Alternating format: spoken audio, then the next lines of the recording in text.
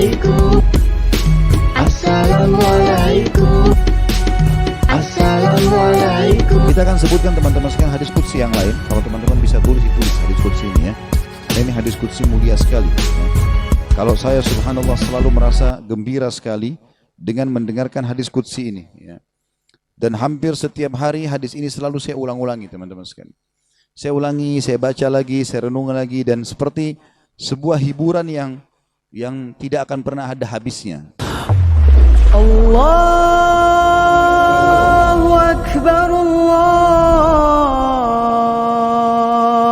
Akbar. Karena ini hadis qudsi, hadis sahih di mana Allah Subhanahu wa taala menyampaikan kepada kita berita gembira tentang orang-orang yang mau berprasangka baik dengan Allah. Silakan ditulis. Allah berfirman, wahai anak Adam. Artinya kita semua manusia dipanggil. Jangan pernah engkau takut kepada siapapun yang mempunyai kekuasaan. Selama kekuasaanku ada. Dan ketahuilah kekuasaanku tidak akan pernah punah selamanya. Ditulis dulu, lanjutin dulu, nanti kalau ada yang tertinggal bisa kita ulangi ya. Wahai anak Adam, jangan pernah engkau takut dengan kesempitan rezeki. Karena perbendaharaanku penuh. Dan perbendaharaanku tidak akan pernah punah selamanya. Wahai anak Adam. Ini potongan yang ketiga dari hadis. Kalau tertinggal langkahin dulu, nanti kita kembali. Jadi Allah Subhanahu wa taala tidak mau kita capek ya. Di sini dikatakan Allah berfirman, hai anak Adam, aku ciptakan kamu untuk beribadah. Maka jangan engkau main-main. Aku menciptakan engkau untuk beribadah, maka jangan kamu main-main ya. Dan aku tentukan rezekimu, maka tidak perlu kamu capek. Tentu anggota tubuh kita bergerak, hati kita bertawakal ya. Aku ciptakan engkau untuk beribadah, jangan engkau main-main, dan aku tentukan rezekimu, maka tidak perlu engkau capek. Demi kemuliaanku dan keagunganku, demi kemuliaan dan keagungan, jika engkau ridho terhadap pemberianku, maka aku akan tenangkan jiwa dan ragamu. Jika engkau ridho ya, terhadap pemberianku, maka aku akan tenangkan jiwa dan ragamu. Jika engkau tidak ridho, dan engkau akan mulia di sisiku. Dan engkau akan mulia di sisiku. Tapi jika engkau tidak menerima pemberianku, maka aku akan membuatmu mengejar dunia. Nanti kita ulangi lagi ya. Dan jika engkau tidak menerima pemberianku, maka aku akan membuatmu mengejar dunia. Seperti hewan buas yang sedang mengejar mangsanya di padang pasir. Seperti hewan buas yang sedang mengejar mangsanya di padang pasir. Kemudian tidak akan datang kepadamu kecuali yang sudah aku takdirkan. Jadi kalau kita ridho dengan apa yang Allah berikan, Allah akan buat jiwa kita dan raga kita tenang. Lalu kita mulia di sisi Allah.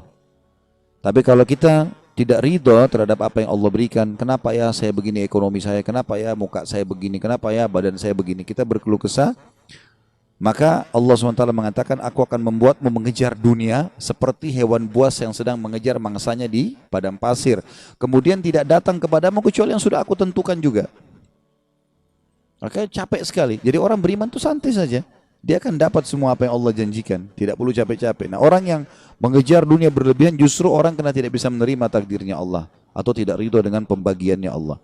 Wahai anak Adam, aku telah menciptakan langit dan bumi, dan aku tidak pernah sulit menciptakan keduanya. Maka apakah kau pikir aku akan sulit untuk mengurus rezekimu? Ya. Wahai anak Adam, nanti kita ulangi kalau belum ya. Wahai anak Adam, jangan pernah engkau minta rezeki untuk esok hari, sebagaimana aku tidak pernah meminta kepadamu amal esok hari. Wahai anak Adam, sesungguhnya aku mencintaimu, maka atas hak itulah cintailah aku.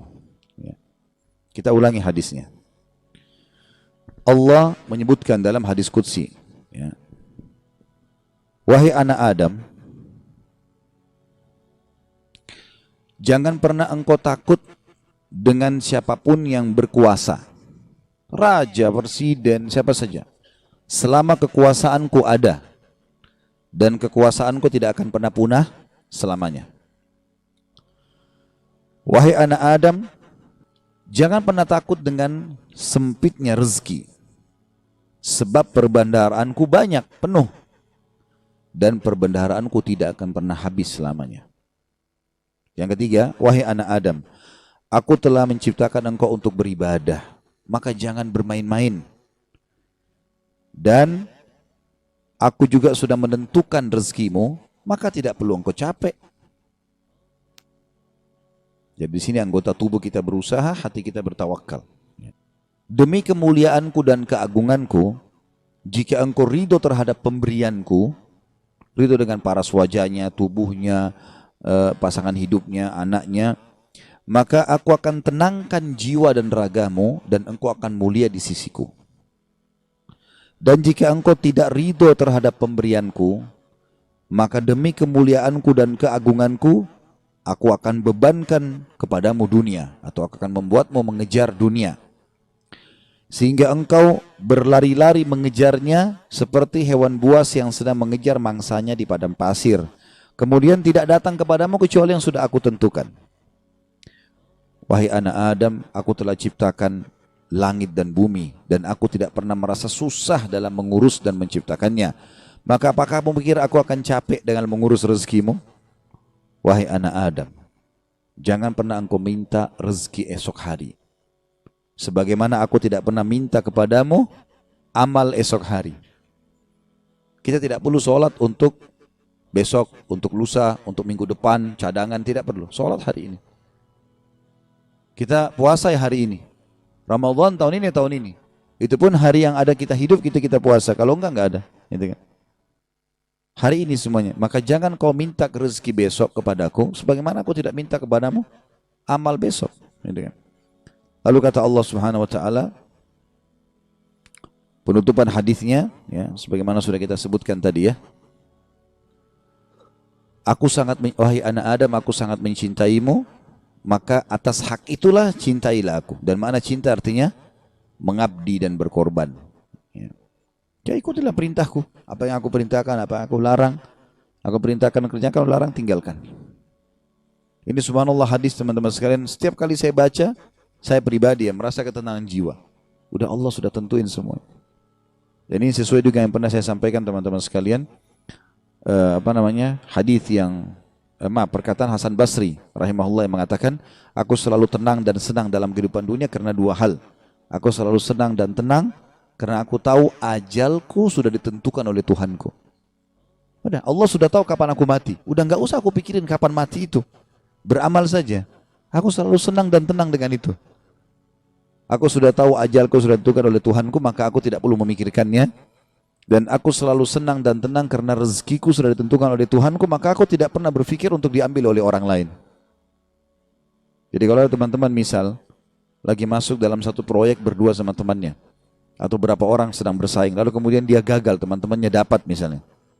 Jawaban sederhana, belum rezeki, selesai. Karena biar kita berusaha setengah mati nggak bakal dapat itu. Sudah Allah tentuin.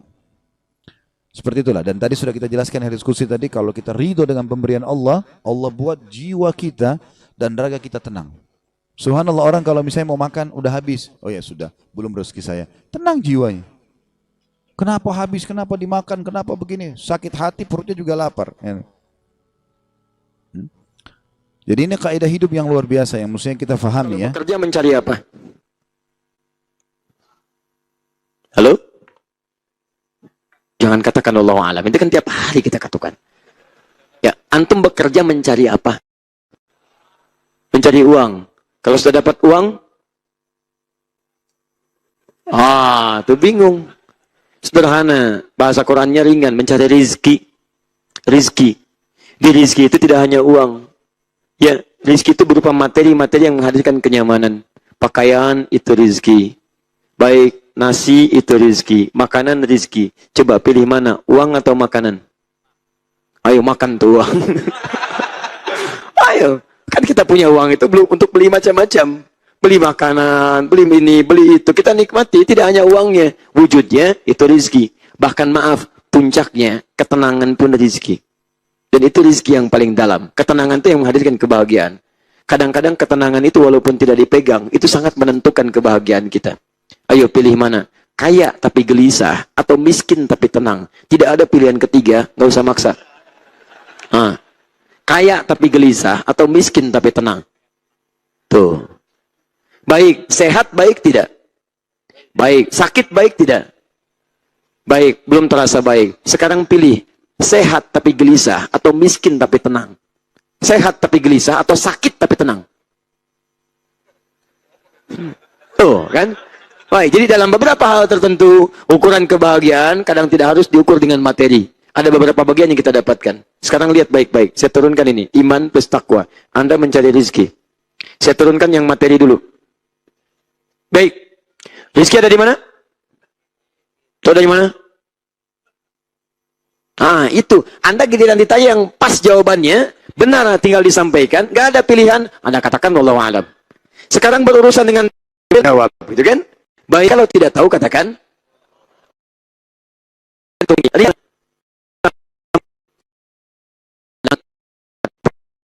Quran itu ayat 22. Tadi saya bacakan dalam salat Isya. Lihat sini. Wa fis sama'i rizqukum wa ma tu'adun. Dan rizki Anda, kami telah tetapkan di langit. Kami janjikan akan diberikan dan tidak akan tertukar. Jadi Anda nggak usah iseng ngambil punya orang lain. Karena punya Anda pun akan diberikan. Anda nggak ada kerjaan ngambil punya orang lain. Ingat, ngambil punya orang lain hanya membuat diri Anda gelisah. Besok-besok Anda berusaha mengembalikannya. Kalau tidak sempat Anda kembalikan, Allah yang paksa untuk dikembalikan. Bagaimanapun caranya. Kalau tidak di dunia, di akhirat nanti akan dibagi. Jadi Anda cuma kurang kerjaan kalau ngambil punya orang lain. Selain menghadirkan kegelisahan, nggak percaya silahkan. Pakai sendal orang lain, bawa ke rumah. Demi Allah saya katakan, kalau tidak gelisah, tidak normal Anda. Pasti gelisah. Dan Anda cuma bikin capek diri sendiri. Besok-besok, itu akan diambil lagi. Kalau tidak Anda yang secara sadar mengembalikan saat tobat, atau Allah yang akan mengambil dari diri Anda tanpa Anda kadang-kadang memahaminya. Kadang ditangkap, kadang begini, dikembalikan lagi. Kadang kalau sudah bercabang hartanya, oh kena TPPU. Ya, awas, kena ambil. Saking sayangnya Allah, kamu itu makhluk baik. Jangan ngambil yang tidak baik. Khawatirnya pulang kotor nanti. Diambil, dibersihkan semuanya. Setiap kecil-kecilnya diambil. Dipesantrenkan. Ada yang di Sukamiskin. Ya, ada yang di mana-mana. Supaya belajar. Kalau Anda sudah berada di pesantren yang sangat spesifik, dibimbing spesifik, ada yang bimbing, ada yang macam-macam, nggak bisa keluar dari situ, belum bisa membuat Anda jadi baik, Anda butuh kemana lagi supaya jadi baik. Paham ya? Jadi jangan mengerjakan sesuatu yang tidak ada kerjaannya. Jangan membuang energi pada sesuatu yang tidak penting.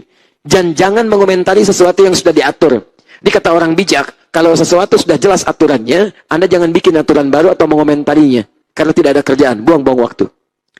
Alhamdulillah, hari ini matahari terbit dari timur. Emang pernah dari barat? Bikin status. Kadang-kadang. Ceklik, sedang taklim. Oh, emang sedang ngapain? Jadi kalau sudah jelas, sudah fokus saja, lihat baik-baik, pahami. Rizki di mana? Langit. Dan Allah sudah membuat statement, saya janjikan akan diberikan. Anda tinggal di mana? Bumi. Sekarang kita di mana? Bukan, kita di An-Nur, di Bio Farma. Hanya bumi. Rizki di langit, manusianya di bumi. Ya Allah, bagaimana kami mendapatkan rizki? Rizkinya di langit, kami di bumi. Maka diturunkan oleh Allah ke bumi, supaya kita dapatkan. Quran surah kedua, ayat 29. Paling kanan sebelah bawah. Huwallazi khalaqa lakum ma fil ardi jami'a. Baik, maka kami jadikan rizki yang di langit ini, kami buat semua turun ke bumi. Ada di bumi. Anda tinggal ngambil. Ya. Ada di bawah gunung, ada mineral, ada di laut, ada ikan banyak. Gitu kan? Daratan, lautan, ada yang di udara, ada yang macam-macam. Baik ya. Hadir dalam kehidupan kita. Kita pijak, kita dapat. Jadi teman-teman, kita tinggal di bumi, rezeki diturunkan ke bumi. Jadi, rezeki di langit, turun ke bumi. Baik. Tadi kita di mana? Sekarang di mana? Di An-Nur. An-Nur di mana? Jos di bumi ya, Bandung gitu kan. Bandung kan bagian dari bumi, ya. Kecuali Bekasi. Ya. Bekasi bagian dari bumi yang spesial. Bismillah. Lihat sini baik-baik teman-teman. Bandung. Jadi ketika rezekinya di langit, kemudian diturunkan oleh Allah kemana? Bumi, ke Bandung. Belum tentu ke Bandung, karena bumi itu luas. Bandung bagian dari bumi. Tapi bumi tidak semuanya Bandung. Rezeki Anda, maaf, Anda orang Bandung. Tapi mungkin rezekinya di Jakarta. Nih. Jakarta bagian dari bumi? Bagian dari bumi. Maka apa yang harus Anda lakukan? Teman-teman, lihat baik-baik. Turun Quran surah kedua, ayat 168. Posisi paling kanan sebelah bawah. Ini ketentuan umum. Saya mau hubungkan ke sini. Lihat ya. Perhatikan baik-baik. Rizki di langit, turun ke bumi, tinggal di Bandung, rizki turun di Jakarta. Apa yang harus dilakukan? Ya ayyuhan nas, hei manusia. Kalau ada kata nas di Quran, maka umumnya makna kalimat ini bermakna universal. Mencakup baik bagi orang beriman ataupun bukan. Maka hukumnya jadi umum. Hei manusia, sepanjang jadi manusia berlaku hukum ini. Awas, hati-hati. Ahkamullahi fil kaun, hukum Allah berlaku universal di bumi. Perhatikan. Kulu mimma fil ardi halalan tayyiba. Kalau Anda ingin mendapatkan rezeki, silahkan ikhtiar. Diungkapkan dengan kalimat kulu, cari makan. Cari makan, silahkan cari makan. Kenapa menggunakan kata kulu? Ini ungkapan dalam bahasa Arab termasuk di umumnya ungkapan kita. Karena orang kalau mau cari rezeki, umumnya menjawab akan cari makan. Ya, mana? Cari makan dulu. Bahkan ada yang kemana? Mencari sesuap nasi. Masya Allah. Padahal ketika makan nggak sesuap dia. Ya, kok 3 suap? Kan tadi sesuap. Masya Allah. Banyak. Makanya menggunakan kata kulu. Dalam bahasa Indonesia disebut dengan sinekdok pas prototo. Disebutkan sebagian, dimaksudkan keseluruhannya. Garuda melawan macan Asia. Kalah penalti 2-3. Gitu kan? Misal. Yang main bukan Garuda. Baik ya? Tapi sebagian dari itu diambil untuk mewakili. Gitu kan? Kemudian kumpulan orang-orang yang bermain. Kalau lawannya disebut dengan sinekdok totem proparte. Keseluruhan mewakili sebagian. Indonesia melawan Malaysia. Masya Allah. Apa yang main bulu tangkis semua orang Indonesia? Lawan orang Malaysia? Tidak. Hanya si fulan, hanya si fulan. Tapi disebutkan dengan kalimat yang umum. Dalam bahasa balaghah, yang pertama disebut zikrul ba'di yuradu bihil kullu. Yang kedua disebut zikrul kulli yuradu bihil ba'du. Paham? Baik. Maka disebutkan cari makan. Menunjuk pada aktivitas pencarian rezeki. Kalau mau cari, jangan serakah kata Quran. Mimma, min, menunjuk pada tabaid, sebagian. Anda nggak bisa jadi penguasa bumi. Kalau Anda ingin tenang mencari rezeki, kaidah pertama, cari yang sesuai kebutuhan Anda. Jangan semua ingin dikuasai. Bisnis semua ingin diambil. Usaha semua ingin didapatkan. Capek Anda. Makanya kalimatnya menggunakan min, mimma fil ardi. Silahkan. Rumus cepatnya, cari. Ikhtiar. Jadi kalau Anda ingin rezeki tidak ikhtiar, Anda nggak akan mendapatkannya. Memang rezeki diatur oleh Allah, turun dari langit ke bumi. Tapi cara mendapatkannya mesti dengan ikhtiar. Ini poinnya. Kalau Anda nggak ada ikhtiar, nggak akan dapat Anda. Nggak akan dapat. Paling-paling nanti di ujung-ujung Anda sakit, baru rezeki datang. Itu pun dengan ikhtiar Anda, sakit. Saya nggak usah cerita dulu supaya waktunya nggak habis. Nanti saya turunkan. Nah, sekarang lihat. Konsep ini untuk semua manusia atau orang beriman saja? Semua manusia. Tadi yang dijanjikan tenang itu orang beriman atau semua manusia? Orang beriman. Sekarang kita minta, ya Allah, kami beriman. Kami minta aturan yang spesial dibandingkan dengan aturan umum. Maka bagi orang beriman diturunkan Quran surah kedua ayat 172. Posisi paling kiri. Gak ke pertengahan. Lihat, tadi ya ayyuhan nas, sekarang ya ayyuhalladzina amanu. Hei orang-orang yang telah menyatakan dirinya beriman. Hei orang-orang beriman. Yang tidak beriman, tidak hai. Hanya untuk orang beriman saja. Lihat. Yang tadi kulu mimma fil ardi halalan tayyiba, yang ini kulu min tayyibati ma razaqnakum. Masya Allah. Satu, cara bacanya dari belakang. Ma razaqnakum. Untuk orang beriman, kami yang siapkan rizkinya. Bukan kamu yang terlampau lelah mendapatinya. Lihat baik-baik. Cara bacanya, ma razaqnakum. Awalkan dulu. Kami telah siapkan rizki untukmu. Bukan kamu yang terlampau lelah untuk mendapatinya. Jadi kalau Anda benar-benar beriman kepada Allah, rizki Anda akan dimudahkan. Tapi kalau Anda merasa beriman rizkinya sulit, coba cek. Mungkin turunan dari iman ini yang belum Anda kerjakan. Kalau Anda kesulitan mendapatkan rizki, bukan Anda kurang pintar. Gelar Anda sudah banyak. S1, S2, S3. Kenapa Anda belum mendapatkan itu semua? Bukan karena kurang pintar, teman-teman. Mungkin Anda kurang iman. Itu. Mungkin Anda kurang sholat. Mungkin Anda kurang berbuat taat. Turunkan. Paham ya? Tuliskan lagi. Lihat. Kulu min thayyibati. Perhatikan baik-baik. Pada yang pertama, halalnya disebut. Pada yang kedua, halal tidak disebut. Pertama, ya ayuhan nasu. Kulu mimma fil ardi halalan thayyiba. Yang ini, ya ayuhalladzina amanu. Kulu min thayyibati. Halalnya dibuang. Kenapa kalimat halal dibuang ketika ditunjuk pada yang beriman? Karena karakter orang beriman, imannya akan otomatis mengarahkan dia pada yang halal. Otomatis. Jadi nggak usah disebutkan lagi. Jadi kalau Anda merasa beriman kepada Allah, kemudian Anda mencari yang haram, ada yang salah di iman Anda. Ada yang salah. Ada yang keliru.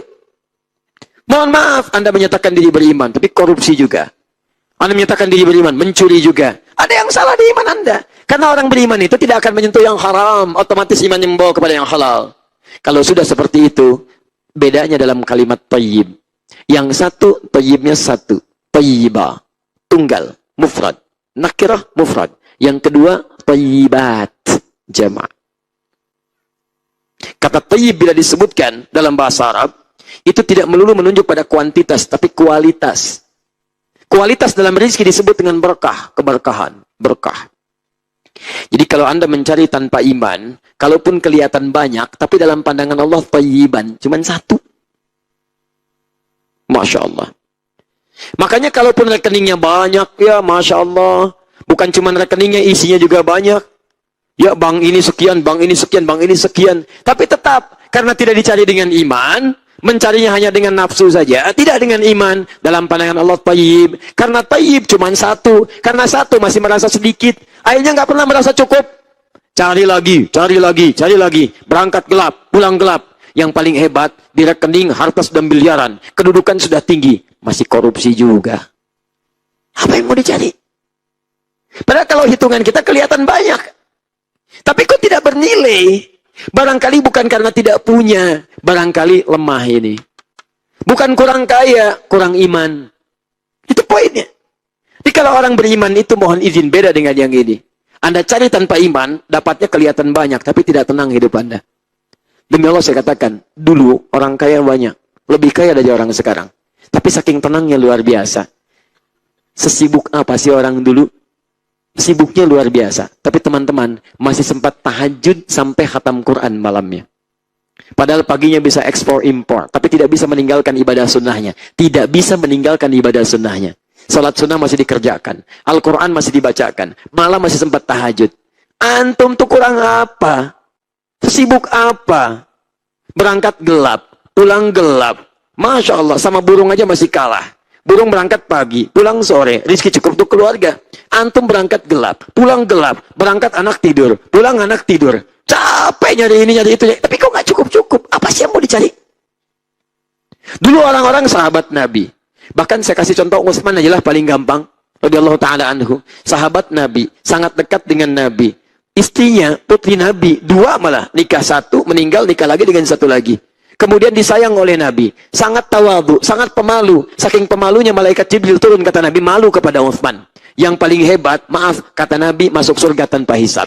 Yang paling hebat, kayanya luar biasa. Bisnis, asetnya masih ada sampai sekarang. Yang paling hebat, maaf, tidak sanggup meninggalkan ibadah sunnahnya. Utsman masih puasa, bahkan meninggalnya dalam keadaan puasa. Utsman masih tahajud, bahkan tahajud sampai khatam Quran. Demikian kata Imam An-Nawawi dalam kitabnya At-Tibyan fi Adab Hamalatil Quran, cetakan Darul Kutub Al-Islamiyah, warna merah marun, halaman 38, posisi paling kanan sebelah atas dari 1 sampai 2. Teman-teman, bandingkan dengan antum. Sahabat bukan. Bukan. Tabi'in bukan. Bukan. Antum ada jaminan surga di lisan Nabi? Tidak ada. Pernah menikah dengan putri Nabi? Tidak. Masya Allah. Sepemalu apa antum? Apakah malaikat Jibril turun malu lihat antum? Hah? Sekaya apa dibanding Utsman? Ada aset antum yang dibanggakan sampai sekarang? Sesibuk apa sih anda? Sahabat bukan, tabiin bukan, ulama bukan, surga belum jelas, amalan berantakan, hisab menegangkan, gak pernah nikah dengan putri Nabi. Masya Allah, sesibuk apa sih? Sampai jangankan sunnah, sholat fardu terlambat. Quran gak sempat baca, update status cuma Al-Quran. Quran gak pernah dibaca.